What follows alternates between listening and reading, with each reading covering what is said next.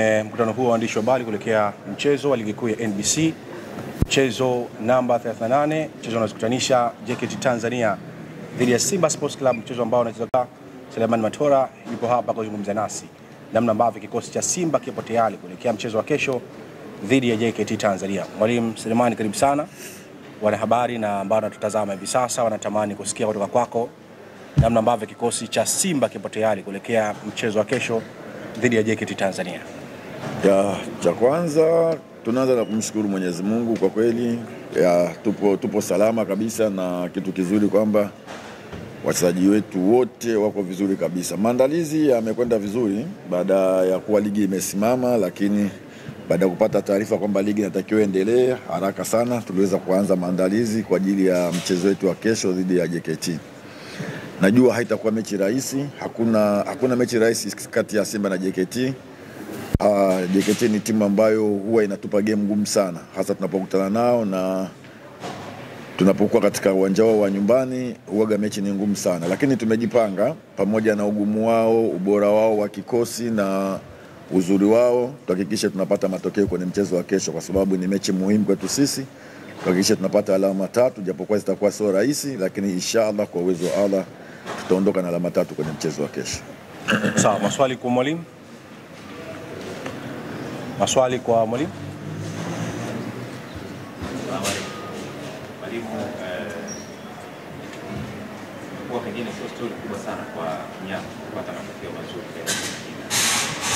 kwa muda mrefu kidogo kucheza pale kwenye finali Samuel shingo unapata mabao kiacha kile.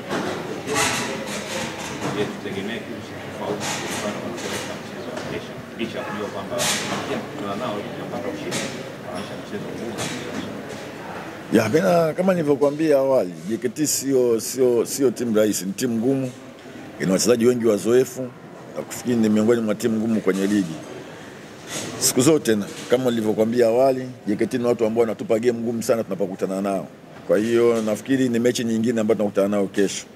Lengo letu sisi ni kuweza kupata magoli zaidi ya moja kama wanavyosema. Kwa hiyo mimi nafikiri inshallah kwa uwezo wa Allah kesho tutapata matokeo mazuri na magoli mazuri kabisa kwenye mchezo wa kesho. Swali la pili.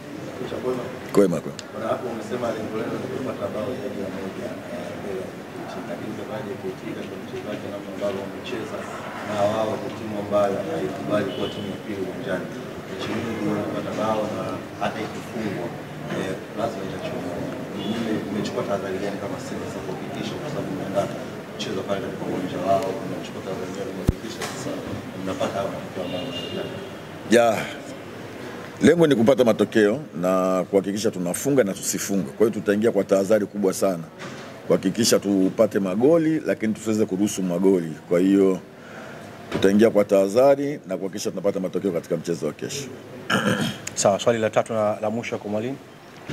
Mwalimu, kiufundi au mwalimu, pengine inawezekana amemaliza wiki baada ya kidogo baada ile lockdown ya hakuna mechi umecheza ama mazoezi kama ni hivi, ina athari kiasi gani alafu mchezo ushindani na kitu kama? Mimi nafikiri kiufundi, kwa sababu tayari ligi imekwisha anza na ilisimama ghafla tu baada ya mechi za mwisho jue. Kwa hiyo athari ambayo tutakuwa tumepata sisi ni athari ambayo imemkuta mtu yoyote. Kwa hiyo mimi nafikiri haitaathiri sana kiufundi wala kitu chochote. Mimi nafikiri tuko tayari na tuko vizuri kwa ajili ya mchezo wa kesho. Sawa.